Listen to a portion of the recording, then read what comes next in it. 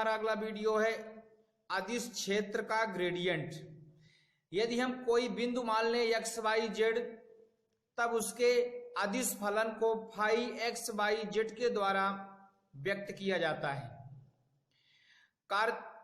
Cartesian निर्देशांक पद्धति में एक्स वाई और जेड अक्षस के अनुदिश दूरी के साथ इस अदिश फलन का जो आंशिक अवकलन है या दूरी के साथ परिवर्तन है वो del phi upon del x, del phi upon del y तथा del phi upon del z के द्वारा दिया जाता है। तब जो डेल फाई होता है, ये जो डेल फाई है, इस डेल फाई को अदिश फलन फाई का ग्रेडियंट कहते हैं और ये एक सदिश राशि है। इस डेल का मतलब होता है आई डेल अपान डेल एक्स, जे डेल अपान डेल वाई, के डेल अपान डेल जेड। चूंकि यहाँ फाई को मल्टीप्लाई किया गया, गुणा किया गया, इसलिए इसमें भी फाई का गुणा है, मल्टीप्लाई है। इसको हम ग्रेडियंट 5GRAD फाई ऐसा करके भी हम इसको लिख सकते हैं। अब इसका हम देखते हैं ज्यामितीय अर्थ। तो हम मान लेते हैं कि दो समतली पृष्ठ है S1 S2 जो काफी नजदीक है, काफी समीप में है। तब इन पे जो स्केलर फलन का मान है वो है फाई व फाई प्लस डेल फाई।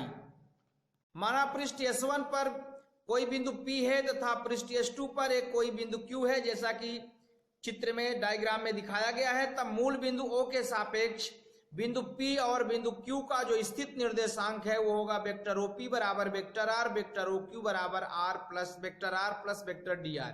ये जो ऊपर लाइन खींची हुई है ये वेक्टर के सिंबल को रिप्रेजेंट करता है। तब PQ बराबर हो जाएगा OQ माइनस OP और इसमें हम वैल्यू पुट कर देंगे तो ये हो जाएगा। अब हम मान लेते हैं कोई पृष्ठ S1 पर बिंदु P से पृष्ठ S2 की जो लंबवत दूरी है वो PP डैश है, जो PP dash equal to DN है। तब PP डैश की दिशा में जो एकांक सदिश है वो वेक्टर N के द्वारा व्यक्त किया जाएगा। ये आपका डायग्राम है, ये पृष्ठ S1 है, ये पृष्ठ S2 है, इसमें एक बिंदु ये P है, इसमें एक बिंदु Q है। पृष्ठ S1 और पृष्ठ S2 की जो बीच की दूरी है ये PP डैश है, जो कि DN से रिप्रेजेंट किया जा रहा है। PP डैश की दिशा में ये एकांक वेक्टर है, वेक्टर N। ये मूल बिंदु O है, इससे जो बीच की दूरी है वो कि स्थित सदिश वेक्टर R बिंदु P का तथा बिंदु Q का वेक्टर R प्लस DR से दिखाया गया है। तब PP डैश बराबर हो जाएगा PQ cos थीटा।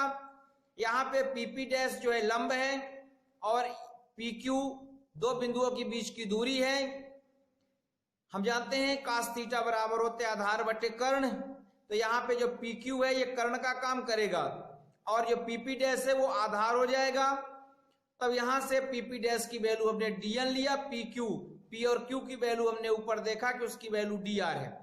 चूंकि हम जानते हैं कि दो सदिशों का जो अदिश गुणनफल होता है vector A dot vector B equal to AB cos theta, तो यहाँ पे DR और cos थीटा को यदि हम सदिश के रूप में लिखना चाहें तो हम इसको लिख सकते हैं n cap dot DR। n cap एक एकांक सदिश है। अब इस तरह से बिंदु P पर अदिश फलन जो फाई के जो बढ़ने की दर है वो PP डैश की दिशा में अधिकतम होती है। चूंकि दो पृष्ठों के बीच की जो लंबवत दूरी है उनके बीच की सबसे न्यूनतम दूरी कहलाती है। तो इस स्थिति में PP डैश दिशा में फाई के जो बढ़ने की दर है वो हो जाएगा del phi upon del N।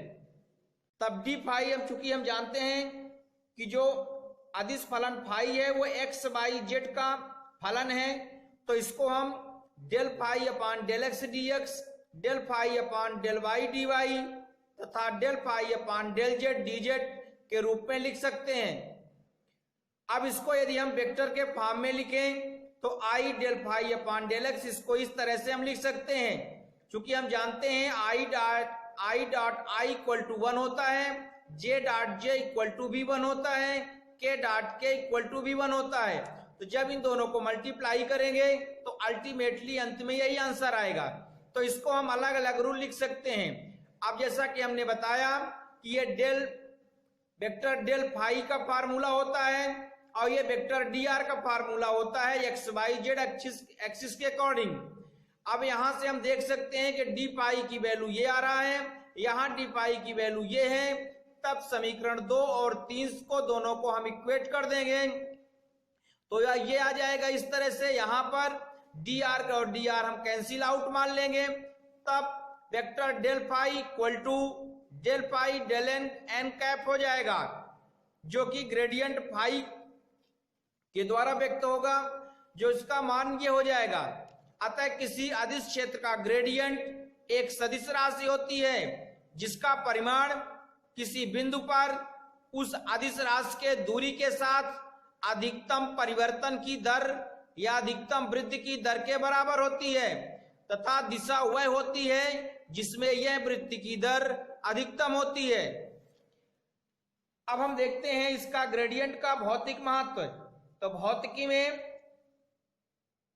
अदिश क्षेत्र के ग्रेडियंट का बहुत महत्व है।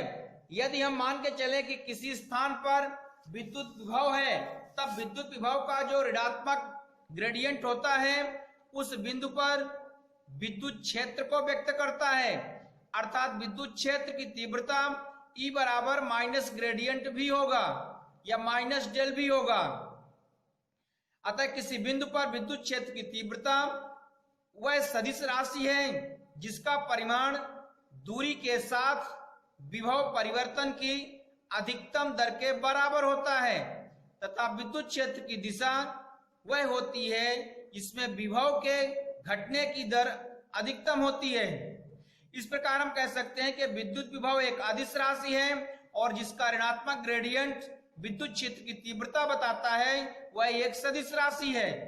इसी तरह से अगर कोई धात्विक क्षण लिया जाए तो उसका एक सिरा गर्म तथा दूसरा सिरा ठंडा होगा, तो उनके बीच में जो ताप का परिवर्तन है वो ताप का परिवर्तन एक सदिश राशि होगा, जो कि ताप प्रवणता के रूप में ताप का ग्रेडियंट बताता है।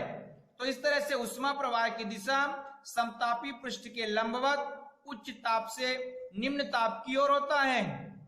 तो ये हो गया ग्रेडियंट का भौतिक महत्व। दोस्तों, आप हमारे चैनल को सब्सक्राइब यदि कर लिए हैं तो थैंक यू वेरी मच। यदि आपने हमारे चैनल को अभी तक सब्सक्राइब नहीं किए तो प्लीज हमारे चैनल को आप सब्सक्राइब करें, लाइक करें, शेयर करें, और अगर कोई प्रॉब्लम है तो कमेंट करें। Thank you.